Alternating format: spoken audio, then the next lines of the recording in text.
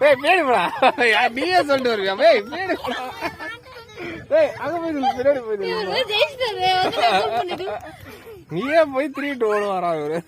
Okay, பின்னாடி திரும்புங்க. Stop. ரெடியா? ரெடி 1 2. நான் இப்பதான் 2 சொன்னேன். கேசி அவுட். நான் 3 சொன்னதான்.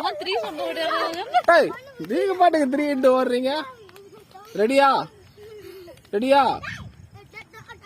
சரி, ஓகே, ரெடி 1 2. 2 தானே சொன்ன, பேடி போங்கடா. சரியா?